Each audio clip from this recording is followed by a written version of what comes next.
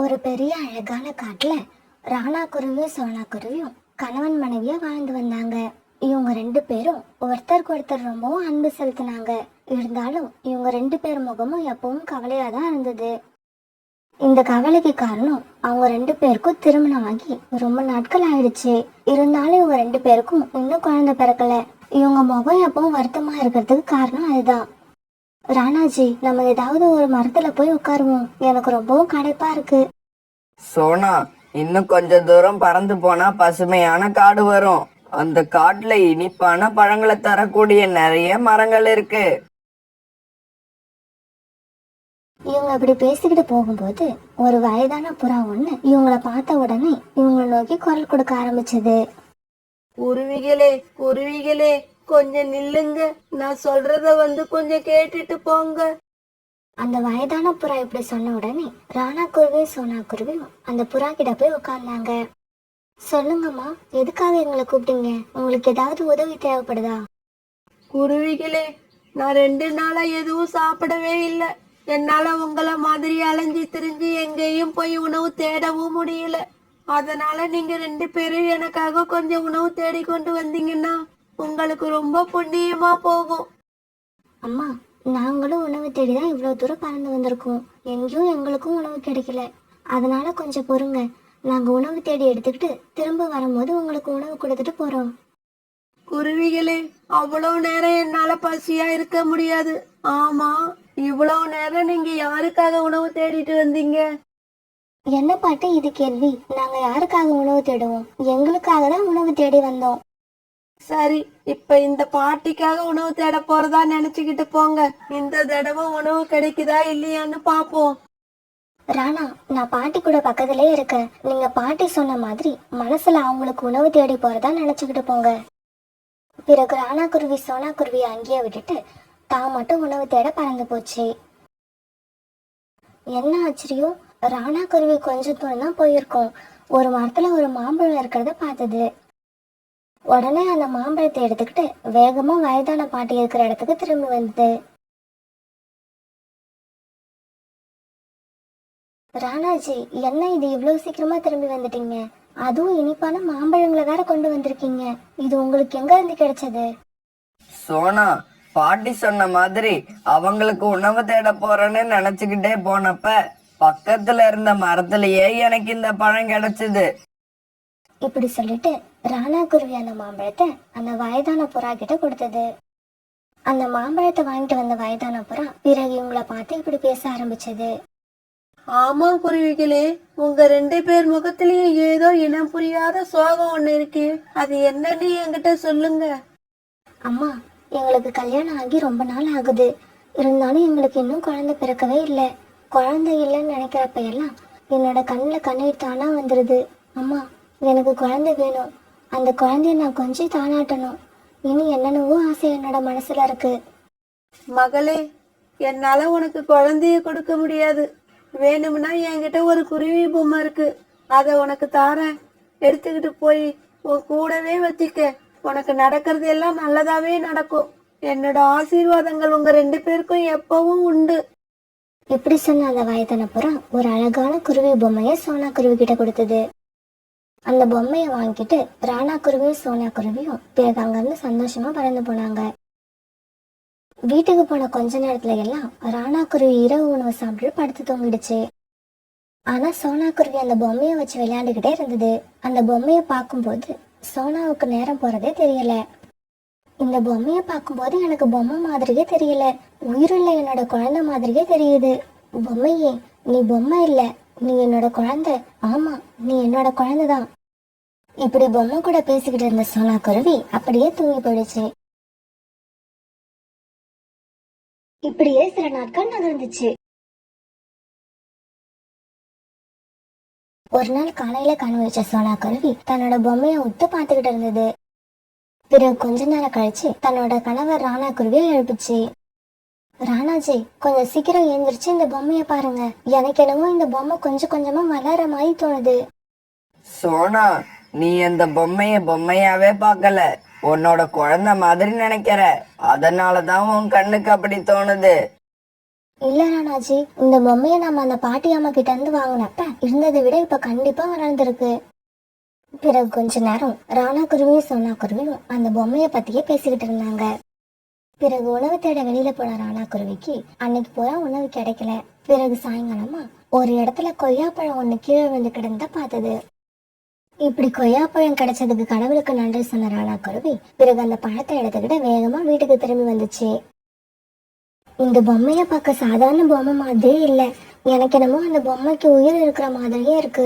உயிர் இல்லைன்னா இந்த பொம்மை எப்படி வளர முடியும்? இப்படிப்பட்ட பொம்மையை நான் ரொம்பவும் பாதுகாப்பா வச்சுக்கணும். சோனா குருவி இப்படி தனக்கு தானே பேசிக்கிட்டு இருக்கப்ப ராணா குருவி அந்த கொய்யா பழத்தை எடுத்துட்டு வீட்டுக்கு திரும்பி வந்தது.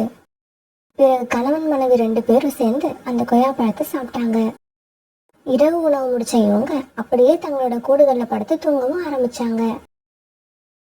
அந்த சமயத்துல ஏதோ ஒரு பறவை ஆபத்துல மாட்டிக்கிட்டு காப்பாத்து சொல்லி குரல் கொடுக்கற மாதிரி இருந்தது. அந்த குரலை கேட்ட ராணா குருவி சோனா குருவி இவங்க 2 பேருமே எழுந்திரிச்சு உட்காந்தாங்க. காப்பாத்துங்க, என்ன காப்பாத்துங்க, இந்த மரக்கிளைய தூக்கி என்ன காப்பாத்துங்க, நான் கத்துறதை யாராவது கேக்குறீங்களா இல்லையா? ராணாஜி, யாரோ ஆபத்துல மாட்டியிருக்காங்கன்னு நினைக்கிறேன். சீக்கிரம் போய் யாருன்னு பாருங்க, அவங்களுக்கு உதவி செய்யுங்க. இதோ இப்பவே போறேன் சோனா, போய் யாருன்னு பாக்குறேன்.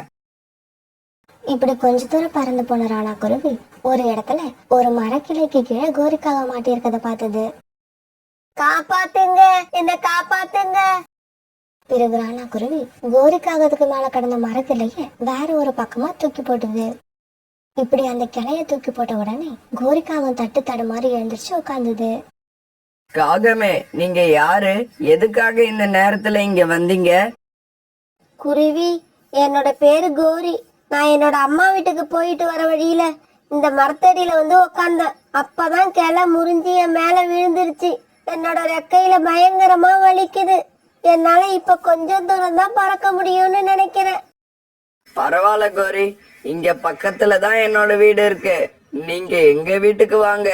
உங்க ரெக்கைகள்ல பட்ட காயம் சரியானதுக்கு அப்புறம் நீங்க உங்க வீட்டுக்கு போலாம்.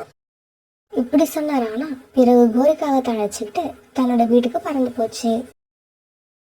இதுதான் கோரி என்னோட வீடு. இது என் மனைவி சோனா. நீங்க இந்த கூட்டுல படுத்துக்கோங்க. அந்த கூட்டுல படுத்த கோரிக்காகும் பிறகு கொஞ்ச நேரம் கழிச்சு இந்த மாதிரி கத்த ஆரம்பிச்சது. தாங்க முடியல, என்னால வலி தாங்க முடியல, ரொம்ப வலிக்குது, நான் என்ன செய்வேன்? கோரிக்காக வீட்டுக்குள்ள வந்த உடனே சோனா குருவி தன்னோட பொம்மையை பின்பக்கமா ஒழிச்சு வச்சது. சோனா எதை மறைச்சு வச்சதுன்னு கோரிக்காகத்துக்கு தெரியல. ஆனா எதையோ மறைச்சதுன்னு மட்டும் கோரிக்காகத்துக்கு தெரிஞ்சிருச்சு. இந்த குருவி நம்மள பார்த்துட்டு எதையோ ஒளிச்சு வைக்குது. அது என்னன்னு சரியா நம்மளால கவனிக்க முடியலையே. சரி சரி இருக்கட்டும், நம்ம ரெக்கைகள்ல உள்ள வலி முதல்ல சரியா போகட்டும். அது என்னன்னு நாளைக்கு காலையில பாத்துக்கலாம். பிறகு கோரிக்காகத்தோட ரெக்கைகள்ல ஏற்பட்ட காயத்துக்கு சோனா குருவி மருந்து போட்டு விட்டது. பிறகு அன்னைக்கு ராத்திரி எல்லாரும் நல்லா தூங்கினாங்க. மறுநாள் பொழுது விடிஞ்சிச்சு. காலையில சோனா குருவியும் ராணா குருவியும் கண் விழிக்கிறதுக்கு முன்னாடி கோரிக்காவும் கண் விழிச்சிருச்சு. ராத்திரி சோனா குருவி நம்ம கிட்ட இருந்து எதையோ மறைச்சுது. ஆனா அது என்னன்னு தெரியல. அது எங்கதான் வச்சிருக்கோம்? இப்படி யோசிச்சுக்கிட்டு இருந்த கோரிக்காவும் சோனா படுத்திருந்த கூட்டுல இருந்த பொம்மைய பாத்துருச்சு. ஓஹோ, இந்த பொம்மையதான் நம்ம கிட்ட இருந்து மறைச்சு மறைச்சு வச்சுதா? அப்படி மறைச்சு வைக்கிற அளவுக்கு இந்த பொம்மையில என்னதான் இருக்கு? ஒன்னும் புரியலையே. இப்படி யோசிச்சுக்கிட்டே அந்த பொம்மைய பாத்துக்கிட்டு இருந்த கோரி இப்ப அந்த பொம்மை கண் சிமிட்டுறத பாத்துச்சு. இத பார்த்த கோரிக்காகத்துக்கு ஆச்சரியம் தாங்கல. உடனே தாவி போய் அந்த பொம்மைய கையில எடுத்துக்குச்சு. என்ன இது, இந்த பொம்மை கண் சிமிட்டுது, ஆச்சரியமா இருக்கே. இப்படி ஒரு பொம்மையை இது வரைக்கும் நான் பார்த்ததே இல்ல. கோரியோட சத்தத்தை கேட்ட ராணா குருவி சோனா குருவி இவங்க 2 பேருமே இப்ப கண் விழிச்சு எந்திரிச்சிட்டாங்க. கோரிக்காவும் கையில தன்னோட பொம்மை இருக்கிறத பார்த்த உடனே ரொம்பவும் கோபமான சோனா குருவி அந்த பொம்மைய தான் பக்கம் எடுத்துக்குச்சு. யாரை கேட்டுக்கிட்டு இந்த பொம்மைய நீங்க கையில எடுத்தீங்க? போங்க வெளியில, இதுக்கப்புறம் நீங்க இந்த வீட்டுல இருக்க கூடாது. சோனா இந்த அளவுக்கு கோவப்படுதுன்னா இந்த பொம்மையில ஏதோ ஒரு ரகசியம் இருக்கணும். ஏதாவது பிளான் பண்ணி இந்த பொம்மையை எடுக்காம நம்ம இங்க இருந்து போகவே கூடாது. இப்படி பிளான் பண்ணல கோரிக்காவும் தன்னோட ரெக்கைகள்ல இன்னும் வலி இருக்கிற மாதிரி நடிக்க ஆரம்பிச்சது. ஏன் சோனா என் மேல இந்த அளவுக்கு கோவப்படுற? பொம்மை பார்க்க அழகா இருந்துச்சுன்னு கையில எடுத்து பார்த்தேன். இது ஒரு தப்பா? அதுவும் இல்லாம என்னோட ரெக்கைகள்ல இன்னும் வலி அதிகமா இருக்கு. என்னால சரியா பறக்க கூட முடியாது. இந்த சமயத்துல என்னை வீட்டை விட்டு வெளியே போன்னு சொல்ல உனக்கு எப்படிதான் மனசு வந்தது? கோரியோட பேச்ச உண்மைன்னு நம்பின ராணா குருவி கோரிக்காகத்துக்கு சப்போர்ட் பண்ணி பேச ஆரம்பிச்சது. ஆமா சோனா, ரொம்ப அழகா இருக்கேன்னு கையில எடுத்து பார்த்திருக்காங்க, வேற ஒண்ணும் இல்ல. அவங்க ரெக்கைகள் சரியாகிற வரைக்கும் வீட்டுல இருக்க அனுமதிப்போம். இதுக்கு போய் நீ இவ்வளவு கோவப்படுறது தப்பு. ராணா இப்படி சொன்ன உடனே சோனாவும் மௌனமா இருக்க கோரிக்காக மறுபடியும் தன்னோட கூட்டுல வந்து படுத்துடுச்சு. இப்படி வந்து படுத்த கோரிக்காகும் அந்த பொம்மையை எப்படி தூக்கிட்டு போறதுன்னு யோசனை பண்ணிக்கிட்டே இருந்தது. கொஞ்ச நேரம் கழிச்சு ராணா குருவி உணவு தேட வெளியில கிளம்புச்சு. ராணாஜி, உணவு தேடிட்டு சீக்கிரமா வந்துருங்க. எனக்கு என்னமோ இன்னைக்கு மனசு சரியில்லை. கவலைப்படாத சோனா, தைரியமா இரு. உனக்கு துணைக்குதான் வீட்டுல கோரி இருக்காங்களே, அப்புறம் நான் கூட சீக்கிரமா திரும்பி வர முயற்சி பண்றேன். இப்படி சொன்ன ராணா குருவி வீட்டை விட்டு பறந்து போச்சு. பிறகு பொம்மையை தூக்கிட்டு கொஞ்ச நேரம் அப்படியும் இப்படியும் சுத்திக்கிட்டு இருந்த சோனா குருவி தூக்கம் வர மாதிரி இருக்கவே பொம்மையை தன் நெஞ்சோட அணைச்சுக்கிட்டு தன்னோட கூட்டுல வந்து படுத்துடுச்சு. தூங்குறாப்புல நடிச்சுக்கிட்டு இருந்த கோரிக்காகவும் அப்பப்ப கண் விழிச்சு சோனா குருவி என்ன பண்ணுதுன்னு நோட் பண்ணிக்கிட்டே இருந்தது. இப்படி படுத்த சோனா குருவி நல்லா தூங்கிடுச்சு. இந்த சந்தர்ப்பத்திற்காக காத்திருந்த கோரிக்காகவும் மெதுவா கூட்டுல இருந்து எழுந்து உட்காந்து சோனா குருவியை கூப்பிட்டு பார்த்தது. சோனா, சோனா. கோரிக்காக இப்படி சத்தம் கொடுத்தும் சோனா குருவி எழுந்திருக்கவே இல்லை. இதனால கோரிக்காவை மெதுவா தாவி தாவி சோனா குருவி கூட்டுக்கு பக்கத்துல போச்சு. இப்படி போன கோரிக்காகவும் சோனா குருவி நெஞ்சு மேல இருந்த பொம்மையை தூக்கிக்கிச்சு. பிறகு கோரிக்காகவும் சோனா குருவி வீட்டை விட்டு வெளியில பறந்து போச்சு. எதிர்பாராத விதமா அந்த நேரத்துல ராணா குருவி உணவு தேடி எடுத்துக்கிட்டு வீட்டுக்குள்ள வர கோரிக்காகவும் ராணா குருவியும் நேருக்கு நேர் மோதி கீழே விழுந்துட்டாங்க. இந்த சத்தத்துல சோனா குருவி எந்திரிச்சிச்சு. இந்த சமயத்துல அந்த குருவி பொம்மை கோரிக்காகத்தோட ரெக்கைக்குள்ள இருக்கிறத சோனா குருவி ராணா குருவி 2 பேருமே பார்த்துட்டாங்க. அவங்களுக்கு வந்த கோபத்துல கோரிக்காகத்தை அடிக்கடி எடுத்துட்டாங்க. அடிக்காதீங்க, தயவு செய்து அடிக்காதீங்க, என்னை விட்டுருங்க. நான் இனிமே இந்த பக்கமே வர மாட்டேன். என்னை உயிரோட விட்டுருங்க. கோரியக்கா, உயிருக்கு போராடிக்கிட்டு இருந்த உங்களை காப்பாத்தி வீட்டுக்கு கொண்டு வந்து வச்சா எங்க வீட்லயே இப்படி திருட பாக்குறீங்களே, உங்களுக்கு எல்லாம் மனசாட்சி இல்லையா? சோனா, இப்படி திருடுறது தப்புன்னு எனக்கும் தெரியுது. இருந்தாலும் அந்த பொம்மை கண் சிமிட்டுச்சு, அத நான் பார்த்தேன். அதனாலதான் ஆச்சரியப்பட்டு அந்த பொம்மையை திருடுறதுக்கு முயற்சி பண்ணினேன். என்னது, இந்த பொம்மை கண் சிமிட்டுச்சா? ஆமா, அந்த பொம்மை கண் சிமிட்டுச்சு, நான் பார்த்தேன். அது சாதாரண பொம்மை இல்ல. இப்படி சொல்லிட்டு அடி வாங்கின கோரி அழுதுகிட்டே இந்த இடத்த விட்டு கிளம்பி போச்சு. பிறகு ரொம்ப நேரத்துக்கு ராணா குருவியும் சோனா குருவியும் கோரி செஞ்ச காரியத்தை பத்தியே பேசிக்கிட்டு இருந்தாங்க. ராணாஜி, அந்த கோரி இந்த பொம்மை கண் சிமிட்டுச்சு அப்படின்னு சொல்றது ஆச்சரியமா இல்ல? இந்த பொம்மை கண் சிமிட்டு நீங்க பாத்திருக்கீங்களா? இல்ல சோனா, நான் பார்த்தது இல்ல. இந்த பொம்மை கண் சிமிட்டுற மாதிரி அந்த கோரி கற்பனை பண்ணிருக்கும்னு நினைக்கிறேன். அப்படிதான் இருக்கும் ராணாஜி. ஏன்னா எல்லாரையும் விட நான் தான் இந்த பொம்மையை அதிக நேரம் பாத்துக்கிட்டே இருக்கேன். ஆனா இந்த பொம்மை கண் சிமிட்டி நானே இது வரைக்கும் ஒரு தடவை கூட பார்த்ததே இல்ல. இப்படி பேசிக்கிட்டே இருந்த ராணா குருவியும் சோனா குருவியும் பிறகு தங்களோட கூட்டுல படுத்து தூங்க ஆரம்பிச்சாங்க. இவங்க இப்படி படுத்து கொஞ்ச நேரம் தான் இருக்கும். யாரோ கூப்பிடுற மாதிரி சத்தம் கேட்ட சோனா குருவி மெதுவா கண் விழிச்சு பார்த்தது. அம்மானு யாரோ கூப்பிடுற சத்தத்தை கேட்ட சோனா குருவி அவசரமா எழுந்து தன்னுடைய கூட்டுல உட்கார்ந்தது. என்ன ஆச்சரியம், அந்த பொம்மைக்கு உயிர் வந்து இப்ப குருவியா மாறி இருந்தது. அந்த குருவிதான் சோனாவை பார்த்து அம்மா அம்மான்னு கூப்பிட்டுக்கிட்டே இருந்தது. இத பார்த்த சோனா குருவிக்கு ஆச்சரியம் ஒரு பக்கம், ஆனந்தம் ஒரு பக்கம். உடனே தாவி ஓடி போய் அந்த குருவியை தூக்கி தன்னோட நெஞ்சோட அணைச்சிக்கிச்சு.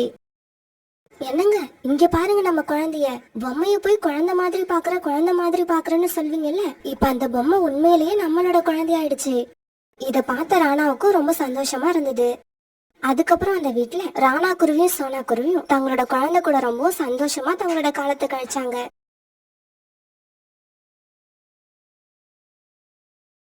நகரத்துல இருந்து தூரமா இருந்த ஒரு காட்டுல சோனா குருவி, அவனோட கணவர் ராணா குருவி, அவங்க குழந்தைங்க பியூட்டி, இவங்க 3 பேரும் வாழ்ந்து வந்தாங்க. சோனா குருவியோட மனநிலைக்கும் ராணா குருவியோட மனநிலைக்கும் கொஞ்சம் வித்தியாசம் இருந்தது. சோனா குருவி மத்த பறவைகளுக்கு உதவுற எண்ணம் கொண்டது. ஆனா ராணா குருவி நம்ம சம்பாரிச்சுக்கிட்டு வர பணத்தை வச்சு நம்ம குடும்பத்துக்கு தேவையான எல்லாம் சேர்த்து வைக்கணுங்கிற எண்ணம் கொண்டது. இதனால இவங்களுக்குள்ள அடிக்கடி சண்டை வரும். ஒரு நாள் உணவு தேடி எடுத்துட்டு வந்த ராணா குருவி சோனா குருவி கிட்ட இப்படி சொல்லுச்சு. சோனா, இந்த தானியங்கள்ல கொஞ்சம் தானியத்தை நீயும் பியூட்டியும் சாப்பிடுங்க. மீதி இருக்கிறத அப்படியே சேர்த்து வை. பியூட்டியோட அப்பா, பியூட்டி வளர்ந்துகிட்டு இருக்க பொண்ணு, இவ்வளவுதான் சாப்பிடணும்னு அவகிட்ட நம்ம சொல்ல முடியாது. அவ சாப்பிட்டது போக மீதி இருக்கிறத நம்ம சேர்த்து வைப்போம். இங்க பாரு சோனா, நான் சொல்றத மட்டும் நீ செஞ்சா போதும். உன் இஷ்டத்துக்கு எதையும் பேசாத. இப்படி சொன்ன ராணா குருவி பிறகு கோபத்தோட வெளியில பறந்து போச்சு. பிறகு சோனா குருவியும் பியூட்டியும் கொஞ்சம் தானியங்களை சாப்பிட்டு வீட்டுல படுத்திருந்தாங்க. அந்த சமயத்துல வீட்டு கதவு யாரோ தட்டுற சத்தம் கேட்டது. சோனா குருவி வெளியில போய் பார்த்தப்ப அங்க ஒரு சாது நின்னுகிட்டு இருந்தாரு. குருவி, எனக்கு ரொம்ப பசிக்குது, சாப்பிட ஏதாவது தானியங்கள் இருந்தா கொடு. அந்த சாது இப்படி கேட்ட உடனே சோனா குருவி வீட்டுக்குள்ள போய் தன்னோட கணவர் சேமிச்சு வச்சிருந்த தானியங்கள்ல இருந்து கொஞ்சம் தானியங்கள் எடுத்துட்டு வந்து அவருக்கு கொடுத்தது. இங்க நடந்தது எல்லாத்தையும் அங்க ஒரு மரத்துல உட்கார்ந்திருந்த கோரிக்காவும் பாத்துக்கிட்டே இருந்தது. ராணா குருவி எப்ப பார்த்தாலும் சிக்கனம் சேமிப்புன்னு பேசிக்கிட்டு இருக்கு. இந்த சோனா குருவி என்னடான்னா வர்றவங்க போறவங்களுக்கெல்லாம் தானியங்களை அள்ளி விட்டுக்கிட்டு இருக்கு. இத உடனே போய் ராணா கிட்ட சொல்லணும். இப்படி நினைச்ச கோரிக்காகும் உடனே ராணா குருவிய பார்க்க பறந்து போச்சு. ராணா, நீ மழை வெயிலுன்னு பார்க்காம வேலை பார்த்து தானியங்களை கொண்டு போய் வீட்டுல சேமிச்சு வைக்கிற. ஆனா உன்னோட மனைவி வர்றவங்க போறவங்களுக்கு எல்லாம் தானியங்களை வாரி வழங்கிக்கிட்டு இருக்கு. கோரி, நீ என்ன சொல்ல வர? ராணா, இப்ப நான் வர்றப்ப என்ன தெரியுமா நடந்தது? உன் மனைவி போற வர பறவைகளை எல்லாம் கூப்பிட்டு தானியங்களை வாரி வாரி வழங்கிக்கிட்டு இருக்கா. இது கேட்ட உடனே ராணா குருவிக்கு பயங்கர கோபம் வந்துச்சு. உடனே தன்னோட வீட்டை நோக்கி பறந்து போச்சு. ராணா குருவி போற வேகத்தை பார்த்தா இன்னைக்கு சோனா குருவி சரியா வாங்க போகுதுன்னு நினைக்கிறேன். அந்த கண்கொள்ளா காட்சியை நாமளும் போய் பார்த்தாகணும். இப்படி நினைச்ச கோரிக்காகும் பிறகு ராணா குருவி பின்னாலேயே பறந்து போச்சு. பியூட்டியோட அப்பா, என்ன இவ்வளவு சீக்கிரம் வந்திருக்கீங்க? என்ன விஷயம்? நீ யாருக்காவது இப்ப தானியங்களை எடுத்து கொடுத்தியா? நீங்க ஏன் இவ்வளவு கோபமா இருக்கீங்க? என்ன நடந்தது? நீ முதல்ல நான் கேட்ட கேள்விக்கு பதில் சொல்லு. தானியங்களை கொடுத்தியா இல்லையா? ஆமா, கொடுத்தேன். ஒரு சாது வந்து ரொம்ப பசிக்குதுன்னு சொன்னாரு. அவருக்கு கொஞ்சமா தானியங்கள் எடுத்து கொடுத்தேன். வெளிய போயிடு. இப்பவே வீட்டை விட்டு வெளிய போயிடு. என்னோட அனுமதி இல்லாம எதுக்காக நீ தானியங்களை எடுத்து மத்தவங்களுக்கு கொடுத்த? ராணாஜி, கொஞ்சம் பொறுமையா நான் சொல்றத கேளுங்க. சோனா, நான் எதையும் கேட்க தயாரா இல்ல. நீ இப்பவே வெளியில போயிடு. சொல்லிக்கிட்டே இருக்கல்ல, என்னோட வீட்டை விட்டு முதல்ல நீ வெளிய போ. இத கேட்ட சோனா குருவி அழ ஆரம்பிச்சது. பியூட்டியோட அப்பா, நீங்க இப்ப எல்லாம் எதுக்கு எடுத்தாலும் வீட்டை விட்டு வெளியே போன்னு சொல்ல ஆரம்பிச்சிட்டீங்க. கிளம்பிடுறேன். இன்னைக்கு நான் நீங்க சொன்ன மாதிரியே வீட்டை விட்டு கிளம்பிடுறேன். பியூட்டி, வா நம்ம வீட்டை விட்டு வெளியே போயிடுவோம். பியூட்டி என் கூட தான் இருப்பா. என்னை விட்டுட்டு எங்கேயும் வரமாட்டா. அம்மாவும் அப்பாவும் இப்படி பேசிக்க பியூட்டி என்ன செய்யறதுன்னு தெரியாம அம்மாவையும் அப்பாவையும் மாறி மாறி பாத்துக்கிட்டு இருந்தது. திடீர்னு அழவும் ஆரம்பிச்சிருச்சு. பியூட்டி, அழாத. நான் எங்க போனாலும் உன்னையும் அழைச்சிட்டு தான் போவேன். உன்னை இங்க விட்டுட்டு நான் போக மாட்டேன். சோனா, முதல்ல நீ இந்த வீட்டை விட்டு வெளிய போ. என் பேச்ச கேட்காத உன்னோட முகத்தை பார்க்கவே எனக்கு பிடிக்கல. ராணா குருவி இப்படி சொன்ன உடனே சோனா குருவி புறாவையும் ரீட்டா கிளியையும் பாக்குறதுக்கு பறந்து போச்சு. பியூட்டியோட அப்பா என்னை வீட்டை விட்டு அனுப்பணும்னு நினைச்சா என் கூடவே பியூட்டியையும் அனுப்ப சொல்லுங்க. பியூட்டி இல்லாம என்னால வாழ முடியாது. சோனா, நீ அழாத. நாங்க இப்பவே வந்து இத பத்தி ராணா கிட்ட பேசுறோம். பிறகு புறா, ரீட்டா கிளி இவங்க 2 பேரையும் கூப்பிட்டுக்கிட்டு சோனா குருவி தன்னோட வீட்டுக்கு பறந்து போச்சு. ராணா குருவி தனக்கு சாதகமா பேசுறதுக்காக கோரிக்காவத்தையும் காலுக்காவத்தையும் தயார் பண்ணி வச்சிருந்தது. சோனா அதோ வந்துகிட்டு இருக்கு. கூட வர்றது யாரு? புறாவும் ரீட்டா கிளியுமா? பஞ்சாயத்து பேச சோனா குருவிக்கு வேற ஆளே கிடைக்கல போல இருக்கு. அழுக்கு புறாவையும் அதனாலே அழுவுற ரீட்டா கிளியையும் அழைச்சிக்கிட்டு வருது. ராணா, சோனாவை நீ வெளியில அனுப்பணும்னு முடிவு பண்ணிட்டேன்னா பியூட்டியும் சேர்த்து அனுப்பிடு. பியூட்டி ரொம்ப சின்ன குழந்தை, அம்மா இல்லாம இருக்க மாட்டா. இங்க பாரு ரீட்டா, பியூட்டிய அனுப்புறதா வேண்டாமான்னு ராணா தான் முடிவு பண்ணணும். இது அவங்க குடும்ப விஷயம். அதுல தலையிடுறதுக்கு நீ யாரு? பாவம் ராணா கஷ்டப்பட்டு உழைச்சி தானியங்களை கொண்டு வந்து சேர்த்து வைக்குது. மகாராணி வீட்டுல உக்காந்துகிட்டு வாரி வாரி கொடுக்கறா. மனைவி இப்படி பொறுப்பு இல்லாம இருந்தா யாருக்குதான் கோபம் வராது? காலு, இது ராணாவோட குடும்ப விஷயம் தானே, பிறகு எதுக்காக நீயும் உன்னோட மனைவியும் அதுல தலையிடுறீங்க? ஒரு குடும்பத்துல தேவையில்லாம குழப்பம் வருதுன்னா கண்டிப்பா அங்க கோரி இருக்கணும். கோரி இல்லைன்னா குழப்பமே வராது. காலுஜி, இந்த அழுக்கு புறா என்னை பத்தி அபாண்டமா பேசுது, பாத்துக்கிட்டு சும்மா இருக்கீங்க? இவங்க இப்படி பேசிக்கிட்டு இருக்கப்ப இங்க நடக்கிற விஷயத்த கேள்விப்பட்டு அந்த காட்டுல வாழ்ந்த கழுகு அங்க வந்தது. இந்த காட்டுல மத்தவங்களுக்கு உதாரணம் சொல்றாப்புல இருந்த குடும்பம் உங்க குடும்பம் மட்டும்தான். இப்ப இங்கேயும் பிரச்சனை வந்துருச்சா? கோரி வந்துட்டா பின்னாடியே பிரச்சனையும் வந்துதானே ஆகணும். இங்க பாரு புறா, நீ வர வர ரொம்ப ஓவரா பேசுற. ஏய், யாரும் சத்தம் போடாதீங்க. நான் சொல்றதை கேளுங்க. நான் எது செஞ்சாலும் அது நியாயமா தான் இருக்கும். பியூட்டி செல்லம், நீ சொல்லுமா, நீ யார்கிட்ட இருக்க போற? அம்மா கிட்ட இருக்க போறியா இல்ல அப்பா கிட்ட இருக்க போறியா? நான் எங்க அம்மா கூட போறேன். இங்க பாரு ராணா, பியூட்டி அவங்க அம்மா கூட போக ஆசைப்படுறா. சோனா கூடவே அவளை அனுப்பி வை. கழுகக்கா, பியூட்டி ரொம்ப சின்ன குழந்தை, நல்லது கெட்டது எதுவும் அவளுக்கு தெரியாது. ஏய் கோரி, மத்தவங்க கிட்ட பேசுற மாதிரி என்கிட்ட பேசி பாக்குறியா? நான் சொன்னா சொன்னதுதான். ஏன் முடிவை எதிர்த்து இங்க யாரும் பேசக்கூடாது. பியூட்டி, நீ விருப்பப்பட்டபடியே உங்க அம்மா கூட போகலாம். பிறகு சோனா குருவி பியூட்டி அழைச்சுக்கிட்டு பறந்து போக ஆரம்பிச்சது. அம்மா, நாம எங்க பாட்டி வீட்டுக்கா போறோம்? இல்ல பியூட்டி, பாட்டி இந்த விஷயத்த கேள்விப்பட்டா ரொம்ப மனசு கஷ்டப்படுவாங்க. அதனால நம்ம தனியா தான் தங்க போறோம். இப்படி சொன்ன சோனா குருவி பிறகு ரொம்ப தூரம் பறந்து போய் ஒரு பெரிய மரத்துல ஒரு கூடு கட்டிக்கிச்சு. சோனா குருவியும் பியூட்டியும் அந்த கூட்டுல வாழ ஆரம்பிச்சாங்க.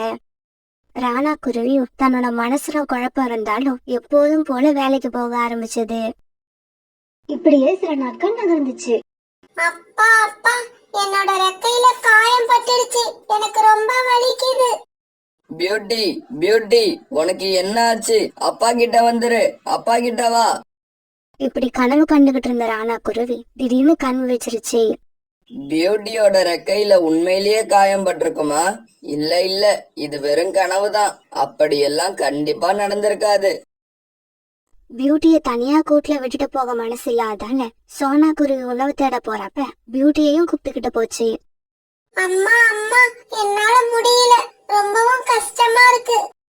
இப்படி சொன்ன பியூட்டி ஒரு மரத்துல உட்காந்துருச்சு. இப்படி மரத்துல உட்கார்ந்த பியூட்டிக்கு மூச்சு வாங்க ஆரம்பிச்சது. பியூட்டிக்கு இப்படி மூச்சு இறைக்கிறத பார்த்த சோனா குருவிக்கு ரொம்பவும் பாவமா இருந்தது. பியூட்டி, நான் ஒன்னு சொல்லுவேன், கேப்பியா? சொல்லுங்கம்மா, நீங்க என்ன சொன்னாலும் கேட்பேன். பியூட்டி, எனக்கு என்னமோ உன்னை என் கூட அழைச்சிட்டு வந்து உன்னை ரொம்ப கஷ்டப்படுத்துறேன்னு தோணுது. உன்னை பிரிய மனசு இல்லாம அழைச்சிட்டு வந்துட்டேன். இப்ப நீ என் கூட வந்து கஷ்டப்படுறத பார்க்கும்போது நான் தப்பு பண்ணிட்டேன்னு தோணுது. நீ உங்க அப்பா கிட்ட போயிடு. அப்படி போயிட்டா 3 வேளையும் உனக்கு உணவு கஷ்டம் இல்லாம கிடைச்சிடும். அம்மா, நான் நீங்க இல்லாம இருக்க மாட்டேன். இங்க பாரு பியூட்டி, அம்மா சொல்றத கேளு. அம்மா உன்னை அடிக்கடி வந்து பாப்பேன். வரப்போற குளிர்காலத்துல நீ இந்த கூட்டுல வாழறது ரொம்பவும் கஷ்டமான விஷயம். இப்படி சொன்ன சோனா குருவி பிறகு பியூட்டியை அழைச்சுக்கிட்டு ரீட்டா கிளி வீட்டுக்கு போச்சு. ரீட்டா, நீ பியூட்டியை அழைச்சுக்கிட்டு போய் அவங்க அப்பா கிட்ட விட்டுடு. என் கிட்ட வீடும் இல்ல, சரியான முறையில பியூட்டிக்கு உணவு கொடுக்க முடியல. சோனா, உன்னோட கஷ்டத்தை என்னால நல்லா உணர முடியுது. ஒவ்வொரு அம்மாவும் தான் குழந்தை எந்த குறையும் இல்லாம வளர்றதான் விரும்புவா. பிறகு ரீட்டா கிளி பியூட்டி அழைச்சுக்கிட்டு ராணா குருவியோட வீட்டுக்கு போச்சு. பியூட்டி, இப்ப உனக்கு தெரிஞ்சதா?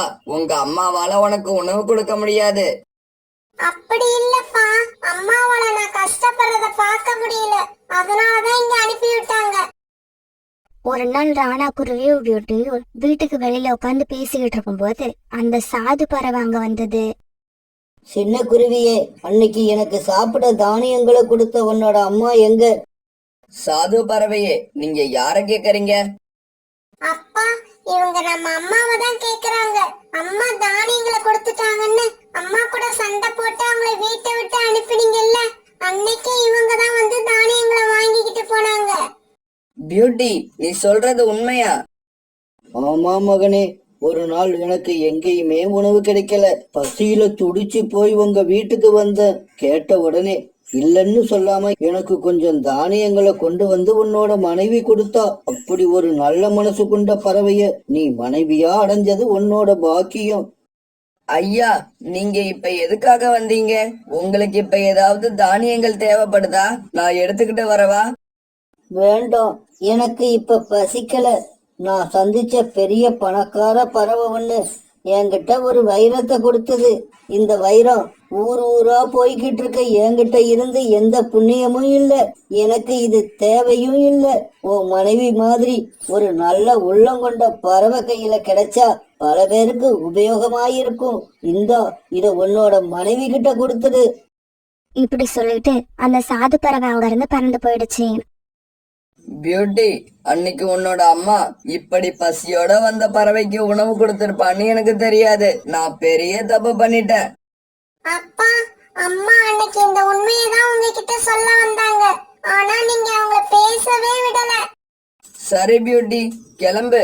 நாம இப்பவே போய் உங்க அம்மாவை அழைச்சுக்கிட்டு வந்துருவோம். ஆமா, உங்க அம்மா என்ன மன்னிச்சு நம்ம கூட வருவாளா? ராணா குருவியும் பியூட்டியும் இப்படி பேசிக்கிட்டு இருக்கும் போது இங்க நடந்தது எதுவுமே தெரியாம சோனா குருவி தன்னோட பொண்ணு பியூட்டிய பார்க்க அங்க வந்தது. நான் பியூட்டிய பார்த்து கொஞ்ச நேரம் பேச ஆசைப்படுறேன், எனக்கு அனுமதி கிடைக்குமா? சோனா, என்ன மன்னிச்சிடு. அன்னைக்கு என்ன நடந்ததுன்னு தெரியாம உன்கிட்ட ரொம்ப கோவப்பட்டு பேசிட்டேன். தயவு செய்து என்ன மன்னிச்சிடு. வீட்டுக்குள்ள வா. அம்மா, அப்பாவுக்கு எல்லா உண்மையும் தெரிஞ்சு போச்சு. அப்பாவை மன்னிச்சு வீட்டுக்குள்ள வாமா. இதுக்கப்புறம் அப்பா இந்த மாதிரி உன்கிட்ட கோவப்படவே மாட்டாங்க. அன்னைக்கு பொறுமையா ஒரு நிமிஷம் என் பேச்சு கேட்டு இருந்தீங்கன்னா இந்த பிரச்சனையே வந்திருக்காது. அதுக்கப்புறம் அந்த வீட்டுல பழையபடி மகிழ்ச்சியும் சந்தோஷமும் பரவ ஆரம்பிச்சது. காளிஜி, உங்களுக்கு விஷயம் தெரியுமா? ராணா குருவியும் சோனா குருவியும் மறுபடியும் ஒண்ணு சேர்ந்துட்டாங்களாம். அப்படியா கோரி? நாம உப்பு விற்க போனா மழை பெய்யுது, மாவு விற்க போனா காத்தடிக்குது. இப்ப எனக்கு என்ன பண்றதுன்னே தெரியல. காளிஜி, நாம அதை நினைச்சு மனசை தளர விட்டுற கூடாது. அடுத்தடுத்து அவங்கள பிரிக்க முயற்சி பண்ணிக்கிட்டே இருக்கணும்.